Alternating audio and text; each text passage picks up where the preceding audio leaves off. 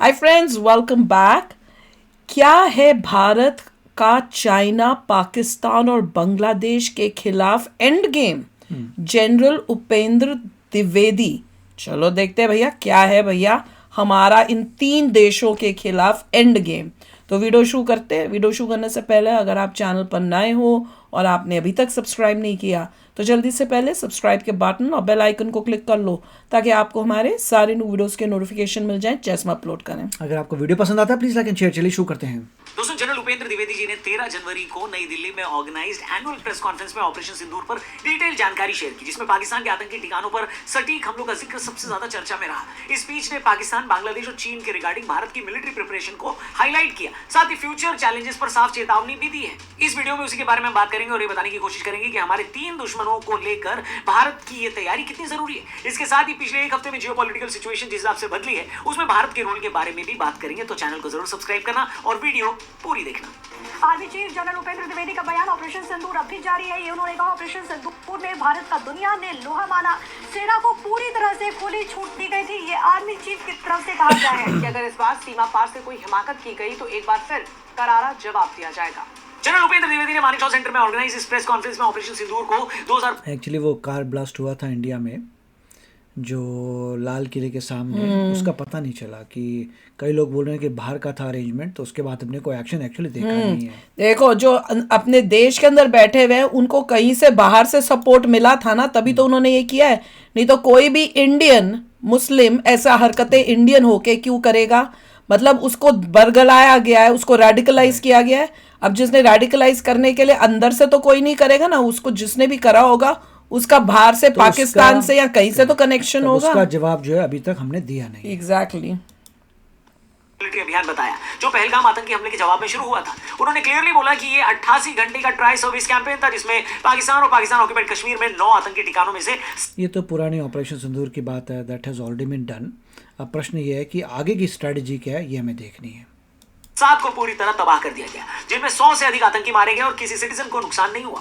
General साहब ने आगे कहा कि ऑपरेशन सिंदूर ने पाकिस्तान की न्यूक्लियर ब्लैकमेल को तोड़ दिया और स्ट्रेटेजिक अजम्पशंस को रीसेट किया है। और सिंदूर के बाद जो हमारा टेररिस्ट इनिशिएटेड इंसिडेंट है वो तकरीबन खत्म हो चुका है। हमले का पहला टर्निंग पॉइंट 22 मिनट के सटीक हवाई हमले थे, जिसने पाकिस्तानी कमांड सिस्टम को फेल कर दिया। उन्होंने आगे डिटेल में बताया कि 10 मई 2025 की सुबह तीनों सेनाओं को युद्ध बढ़ने पर कुछ स्पेशल ऑर्डर्स दिए गए थे जो पब्लिक डोमेन में नहीं बताए जा सकते। इसी ने पाकिस्तान को सीज फायर के लिए मजबूर किया। ये कैंपेन ड्राई सर्विस को ऑपरेशन का बेस्ट एग्जाम्पल था, जहां एयरफोर्स ने सटीक बमबारी की, आर्मी ने जमीनी निगरानी इंश्योर की और नौसेना ने कोस्टल सपोर्ट दिया। जनरल द्विवेदी ने जोर देकर कहा कि ऑपरेशन सिंदूर केवल ट्रेलर था, भारत किसी भी सिचुएशन के लिए तैयार है। उन्होंने JNK में आतंकी गतिविधियों में भारी कमी का मेंशन किया, जो स्टेट स्पॉन्सर्ड टेररिज्म पर भारत की जीत का प्रमाण है। प्रेस कॉन्फ्रेंस में उन्होंने ड्रोन, मिसाइल और स्टोन थ्रोइंग जैसे पाकिस्तानी जवाबों का जिक्र भी किया। जनरल द्विवेदी ने भविष्य की चुनौतियों पर चर्चा करते हुए कहा कि चीन, देखो, मैं इस बारे में जैसे बता रहे कि टेररिज्म कम हुआ है, कम हुआ होगा आई एम श्योर, पर जो रेड फोर्ट के पास हुआ तो हम ये नहीं कह सकते कि पाकिस्तान जो है बाज आ गया है। फिर अभी जो हमने रिसेंटली जब ये बात कर रहे थे, अभी मेरे दिमाग में आया कि ड्रोन्स जो इतने सारे इन्होंने भेज दिए थे LOC के पास, वो, और उसके बाद अब न्यूज़ ये भी आ रही है कि और फिर से उनको भेजने के बाद एक और सेट ऑफ ड्रोन्स फिर से आए हैं, तो वो तो बाज नहीं आए हैं ना। तो अभी मतलब जो भी हमने किया है दैट वाज नॉट इनफ, वो उतना नहीं था कि उनको अकल ठिकाने उनकी आ जाए। उनकी अकल अभी भी ठिकाने ठीक नहीं हुई है। पोटेंशियल खतरे बढ़ रहे हैं, लेकिन भारत की तैयारी अनप्रेसिडेंटेड है। उन्होंने आर्मी डे से पहले ये संदेश दिया कि विकसित भारत 2047 के विजन को पूरा करने के लिए सेना पूरी तरह कमिटेड है, और कमिटमेंट तो आपका भी है महादेव के प्रति। थैंक यू वेरी मच दोस्तों। महाशिवरात्रि इस साल 15 फरवरी को मनाई जाने वाली है, और डिस्क्रिप्शन में कमेंट में लिंक के लिए उस लिंक पर क्लिक कर सेक्शन में लिखते हैं। तो दोस्तों, हम लोग बात कर रहे हैं जनरल उपेंद्र द्विवेदी जी की उस प्रेस कॉन्फ्रेंस की, जहां पर उन्होंने ये भी बताया कि सिर्फ 22 मिनट लगे पूरे देश को घुटनों पर लाने के लिए, जो खुद को अल्लाह की बरकत वाला देश दुनिया भर में कहता आया है, जिसकी वजह से ग्लोबल आतंक है। पाकिस्तान ने हाल ही में JF-17 फाइटर जेट्स को भेजते हुए दावा किया था कि वो ऑपरेशन सिंदूर में इफेक्टिव थे, लेकिन रियलिटी में भारत ने उनके साथ आतंकी ठिकानों को ध्वस्त कर दिया, जिससे उनकी इंटरनल इंस्टेबिलिटी बढ़ गई। ध्यान दीजिएगा, यहाँ इनके यही जहाज कचरे का ढेर बने। जनरल द्विवेदी की चेतावनी साफ थी कि अगली बार संयम नहीं बरता जाएगा और पाकिस्तान को भूगोल में जगह बनाए रखने के लिए सोचना पड़ेगा। पाकिस्तान के पर्सपेक्टिव में यह ऑपरेशन उनकी न्यूक्लियर धमकी की पोल खोलने वाला था। 28 घंटे में भारत ने गहराई तक प्रहार किया, जिससे पाकिस्तान को IMF पर डिपेंडेंसी से बाहर निकलने का झूठा दावा करने को मजबूर होना पड़ा। ऐसा इसलिए ताकि वो ये बोल रहे हैं कि हम IMF का लोन की जरूरत ही नहीं है। से बच पाए, लेकिन जनरल द्विवेदी ने उनको फिर से शर्मिंदा किया। जनरल साहब ने कहा कि स्टेट स्पॉन्सर्ड टेररिज्म अब सहन नहीं होगा, पानी और खून एक साथ नहीं बह सकते। ध्यान दीजिएगा, ये वही स्टेटमेंट है जो प्राइम मिनिस्टर मोदी ने भी कहा था। पाकिस्तान के लिए इसका सीधा मतलब ये है कि उसका आतंकी ढांचा पूरी तरह से तबाह हो चुका है और आगे भी कर दिया जाएगा। ढांचा पूरी तरह से लाइन ऑफ कंट्रोल में अलर्टनेस पूरी है, क्योंकि ऑपरेशन सिंदूर अभी रिसेंटली पाकिस्तान में बैठा मसूद अजहर, जिसके परिवार के 10 से ज्यादा लोग ऑपरेशन सिंदूर में मारे गए थे, उसका एक ऑडियो लीक हुआ है जहां वो धमकी दे रहा है कि 1000 से ज्यादा सुसाइड बॉम्बर्स फटने के लिए तैयार है। बस इशारा करना है। ऑपरेशन सिंदूर का डर उसके अंदर इतना बैठा हुआ है कि पाकिस्तान हर वो तरीका अपना रहा है जहां भारत सीधे उसको ब्लेम न कर पाए और कोई सबूत भी न मिले। ध्यान दीजिएगा, 26/11 जैसे हमले में पाकिस्तान ने साफ साफ दिखाने की कोशिश की थी कि हमला उसी ने कराया, हालांकि दुनिया के सामने वो ये मानने को तैयार नहीं था। ऐसा वो इसलिए कर पाया क्योंकि उसको पता था कि इसका कोई कॉस्ट नहीं उसे देना पड़ेगा, जो देना भी नहीं पड़ा। लेकिन अब उसको पता है कि हर हमले के बाद उसका कॉस्ट बढ़ा दिया जाता है। उसका यही डर उसकी नसों तक जाना चाहिए। धुरंधर में वो डायलॉग है ना कि इनके टेररिज्म को इस हद तक तोड़ दो कि जब वो सोए तो उनके ख्वाब में भी हम ही बैठे नजर आने चाहिए। यही अब हो रहा है। जम्मू कश्मीर में घुसपैठ रुकी है, भविष्य में भारत का जवाब डिसाइसिव होगा। डेटा के लिहाज से ऑपरेशन में पाकिस्तान ने ड्रोन और मिसाइलों से जवाब दिया, लेकिन भारतीय एयर डिफेंस ने सबको फेल कर दिया। यह पाकिस्तान की मिलिट्री मिसमैनेजमेंट को दर्शाता है, जहां वे पत्थर फेंकने जैसे स्टोन एज तरीकों पर उतर आए थे। कुल मिलाकर पाकिस्तान अब ग्लोबल स्टेज पर कमजोर दिख रहा है और ऑपरेशन सिंदूर उनकी सरेंडर का कारण भी बना है। इसके अलावा जनरल द्विवेदी ने बांग्लादेश को इनडायरेक्ट रूप से एड्रेस करते हुए सीमा पर बढ़ती इंस्टेबिलिटी का जिक्र किया, जहां अवैध घुसपैठ और आतंकी एलिमेंट सक्रिय हैं। ऑपरेशन सिंदूर की सफलता बांग्लादेश के लिए संदेश है कि भारत पूर्वी सीमा पर भी उतनी ही अटेंटिव है जितना पश्चिमी पर। 2025 में बांग्लादेश में पॉलिटिकल उथल-पुथल के बाद भारत ने अपनी खुफिया निगरानी बढ़ाई है। जनरल द्विवेदी ने हाईलाइट किया कि ट्राई सर्विस अभियानों की क्षमता किसी भी दिशा में तैनात है। बांग्लादेश के कॉन्टेक्स्ट में इसका अर्थ गहरा है। इससे उनकी सरकार पर दबाव बढ़ेगा कि वो भारतीय सिक्योरिटी इंटरेस्ट का सामना करे। ज्यादा उंगली करेंगे तो उंगली उन्हीं की तशरीफों में घुसाने में भी टाइम नहीं लगेगा, समझे? कि ये कौन सी सरकार है जो वहां पर है।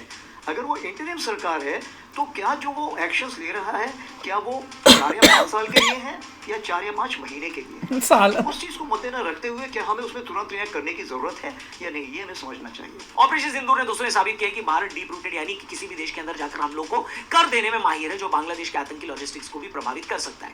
जनरल द्विवेदी की प्रेस कॉन्फ्रेंस में डेटा ड्रिवन अप्रोच ने दिखाया कि भारत की तैयारी मल्टीपोलर है, जिसमें बांग्लादेशी सीमा पर नई ब्रिगेड तैनाती भी शामिल है। चाइना। इस प्रेस कॉन्फ्रेंस में चाइना के लिए भी भरपेट सेवा की गई है। चीन के लिए भी ऑपरेशन सिंदूर का अर्थ सीधा है कि भारत अब ग्रे जोन ऑपरेशंस में चीन की तरह माहिर हो गया। जनरल द्विवेदी ने लद्दाख और पूर्वोत्तर में चीनी घुसपैठ का जिक्र किया, लेकिन ऑपरेशन की ट्राई सर्विस सक्सेस ने साबित किया है कि भारत की स्ट्राइक क्षमता LAC पर भी प्रभावी होगी। उन्होंने स्पेशल फोर्सेस की नई यूनिट्स का मेंशन किया जो दुश्मन को चौंकाने के लिए तैयार है। चीन को यह संदेश मिला कि भारत का एयर डिफेंस ड्रोन मिसाइल हमलों को रोक सकता है, जैसा पाकिस्तान के खिलाफ हुआ। 2047 के विजन में सेना की भूमिका चीन की मिलिट्री एम्बिशन को चुनौती देगी। अब चीन के लिए सबसे बड़ी समस्या यह है कि जिस हिसाब से ट्रंप बावला हुआ काम कर रहा है, उसके पास यानी चीन के पास भी भारत के साथ मिलकर काम करने के अलावा और कोई इफेक्टिव ऑप्शन नहीं है जिससे कि वो अमेरिका के इंटरेस्ट को काउंटर कर सके। अब आप मानिए ना मानिए, लेकिन चीन के साथ भारत का सहयोग अमेरिका के लिए किसी बुरी सपने से कम नहीं है। वहां चाइनीज इस बात से पहले ही खार खाए हुए बैठे हैं कि वेनेजुएला में ट्रंप के आने के बाद से पूरे इलाके का तेल अब अमेरिका के अंडर गया है, जो सीधे चाइनीज इंटरेस्ट के खिलाफ है। चीन का वेनेजुएला में $100 बिलियन से ज्यादा का इन्वेस्टमेंट था, जो अब डूब चुका है ऑलमोस्ट। ऐसे में उसके पास भारत के साथ हाथ मिलाने के अलावा और कोई ठोस ऑप्शन नहीं है, ऐसा एक्सपर्ट्स बोल रहे हैं। अब दिक्कत ये कौन से एक्सपर्ट्स? कितनी भी छोटी हो, लेकिन नाक पल्ली पार तक लंबी है। अभी कल ही चीन ने कश्मीर के एक हिस्से को अपनी टेरिटरी बता दिया। ऐसा तब है जब उसके पास हमारा अक्साई चीन भी पड़ा हुआ है। चीन मुख्य रूप से अक्साई चीन, अरुणाचल प्रदेश और शक्सगाम वैली जैसे भारतीय इलाकों पर अपना दावा करता है। भारत इन दावों को खारिज करता है और इन्हें अपना अभिन्न अंग भी बताता है। इन दावों से दोनों देशों के संबंधों में तनाव बढ़ा है। हालांकि डिसएंगेजमेंट के प्रयास जारी हैं, क्योंकि दोनों ही देशों को पता है कि सेंटीमीटर जीतने के लिए मीटर नहीं छोड़ा जाता। शक्सगाम वैली जो जम्मू कश्मीर का हिस्सा है, जिसे पाकिस्तान द्वारा 1963 में चीन को सौंपा गया था, जाहिर सी बात है कि उसने वो इलाका चीन को बेच दिया था। उस पर भी हालिया दावा किया गया है, जहां CPEC के तहत निर्माण हो रहा है। इसके जवाब में भारत ने क्लियरली बोला है कि अरुणाचल प्रदेश हमेशा भारत का हिस्सा है और रहेगा। वहीं शक्सगाम वैली पर 1963 का चीन पाक समझौता अवैध है। About the CPEC 2.0, we do not accept it and we consider that it is an illegal action which is being carried out by the two nations. बाकी दोस्तों, हर इंसान इस दुनिया का ये जानना चाहता है कि क्या 2026 फिर से युद्ध वाला साल बनेगा। वेल, एक्सपर्ट्स अपने हिसाब से इसका जवाब देते हैं, दुनिया भर की पॉलिटिकल पार्टियां इसका जवाब अपने हिसाब से देती हैं, सेनाएं इसके लिए तैयारी और जवाब अपने हिसाब से देती हैं। पर हर एक युद्ध का एक प्राइस होता है, एक कॉस्ट होता है। कोई भी देश वॉर में पड़कर अपनी अर्थव्यवस्था को, अपनी इकोनॉमी को कभी कमजोर नहीं करना चाहेगा, लेकिन अगर युद्ध ही एक ऑप्शन है तो किया भी जरूर यही जाएगा। बाकी इस पूरे मुद्दे पर आपका क्या है विचार, कमेंट करके जरूर बताना। देखो भाई, जो आर्मी के हैं उन्होंने अच्छी बात बोली है। वो हर देश के जो हैं आर्मी के हेड, वो उनको ये बोलना है ही कि भाई हम ये एक्सेप्ट नहीं करते। मैं तो ये ये न्यूज़ जो थी कि जो शंघाई क्या कहते हैं, ये पाकिस्तान ने जो लैंड जो था जो उसको दे दिया, इसको क्या नाम है, चाइना को, और भी 1963 की बात कर रहे हैं, और उसमें वो इतनी डेवलपमेंट कर रहा है, तो हम अपने अब बैठ के अगर यहाँ से बोल रहे हैं कि हम उसको मानते नहीं है या ये गलत कर रहा है, तो क्या वो रुक रहा है? क्वेश्चन तो इस बात का है, क्या हम उनको रोक पा रहे हैं? नहीं, वो तो करता जा रहा है। हम यहाँ बैठ के बोले जाएं, एक एग्जांपल है कि मेरे घर के अंदर आके घुस के एक बंदा रहने भी लग गया, सब करने लग गया, अब मैं घर के बाहर बैठी हुई हूँ और मैं रोई जा रही हूँ कि भैया ये मेरा घर है, तुम ये, मैं मानती नहीं कि ये तुम्हारा घर है। वो 10 साल से उस घर में रह रहा है, मैं बाहर बैठ रहा हूँ, मैं 10 ही बोल दूँ, 10 ही का सोच लो। इस केस में तो 80 साल से वो बैठा हुआ है, और यही नहीं, वहां उस केस में तो वो घर में तो बैठा ही हुआ है, उसने उस घर का नक्शा कर भी बदल दिया, उसमें कमरे और पता नहीं क्या क्या उसने रेनोवेशन और नई चीजें भी बना दी, 6 फ्लोर और बना लिए। तो फिर मैं यहाँ बैठी बोल रही हूँ कि नहीं, तुम तो जो कर रहे हो गलत है।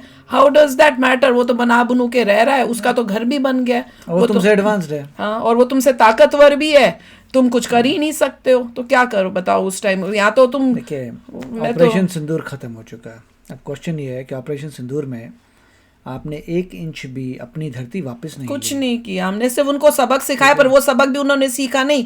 अगर सबक सीखा होता तो ड्रोन्स अभी नहीं भेजते। अब अगर सबक सीखा होता तो जो रेड फोर्ट में हुआ है वो नहीं हुआ होता, उनकी जान निकली होती कि हम कुछ भी कर देंगे तो हम तो बचेंगे ही नहीं, पर उनको कोई डर नहीं है।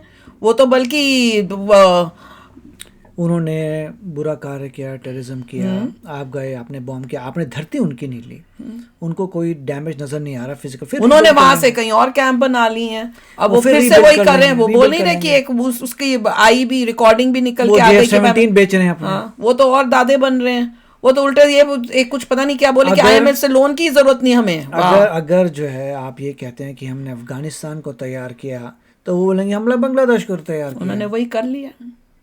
तो मुझे तो नजर और अफगानिस्तान वर्सेस बांग्लादेश में बांग्लादेश ज्यादा ताकतवर। प्रॉब्लम कैसे सॉल्व करेंगे जहाँ पे अभी आपको अर्जेंसी हो रही है 4.5 जनरेशन के प्लेन्स लेने की, या 5th जनरेशन तो छोड़ दो, चाइना 300 लेके बैठा 5th जनरेशन। तो मतलब बहुत कुछ प्रॉब्लम्स हैं, क्यों एड्रेस कर रहे हैं आई डोंट नो, बट कुछ ना कुछ आपको कॉन्क्रीट स्टेप लेना पड़ेगा। कॉन्क्रीट स्टेप से ही जो आपके दुश्मन है, जो आपकी कंट्रीज है, उनको समझ आएगा कि भाई ये तो काम करते हैं, ये जो दुश्मन एक्शन होते लेते हैं तो प्रॉब्लम आती है। एक्शन लेने का मतलब ये है, अभी ऑपरेशन सिंदूर किया, दैट वाज गुड, मगर आप 1 इंच भी लैंड अपनी वापस नहीं ले पाए। नहीं, और साथ में जो है ना, दुश्मनों को प्यार की भाषा या सिर्फ वार्निंग समझ नहीं आती, आपको कॉन्क्रीट एक्शन लेना पड़ता है, कुछ ऐसा करके करना पड़ता है जिससे वो डरे, वो ना उसके बाद सुधर जाए कि मैंने ये नहीं करना। अब आप कह रहे हैं वो शख्सगाम वैली जो है उसमें आपने प्रोटेस्ट किया, उससे क्या होगा? प्रोटेस्ट क्या किया? हम तो यहाँ बैठ के अपने ही लोगों को बोल रहे हैं ना। कहीं पर हमने यहाँ पे किसी प्रेस मीट में या कुछ बोला अपने देश में, उससे उनको चाइना को वो भी बोल देगा और बनाता रहेगा। हमारे एक्सटर्नल अफेयर्स के भाई साहब ने बोला था कि ये ऑब्जेक्शन है हमें, ठीक है ऑब्जेक्शन है आपको, वो लोग उन्होंने चाइना बोल दिया नहीं तो हमारी टेरिटरी है, वो कह रहे हम मानते ही नहीं, उन्होंने भी अपनी स्टेटमेंट दे दी, उससे बात क्या बनी? उससे कुछ होगा नहीं ना। और वो इतना दूर हो चुका है कि आपके पीओके पूरा जा चुका है, पीओके पहले आप लाना शुरू करो, फिर उसकी बारी आएगी। वो इतने साल हो गए, 80 साल लोग रह रहे हैं जनरेशन से वहां पे, आप क्या बात 80 साल आपका वो पार्ट गया हुआ है। 80 तो नहीं, वो तो चलो माने 60 साल हो गए उसको, 60 मान, मगर जो एक्चुअल पीओके गया है वो तो 80 साल होने वाले हैं। तो बोल रही मैं। तो चलो आप भी शेयर करना अपने थॉट्स, आपको क्या लगता है क्या करना चाहिए, कैसे आ सकता है? मुझे तो अब समझ ही नहीं आती कि कैसे आ सकता है, हमारे बोलने से क्या होगा। अभी एक पॉइंट इन्होंने कहा था कि जो लोग वॉर में जाते हैं उनकी आर्थिक स्थिति खराब जाती है।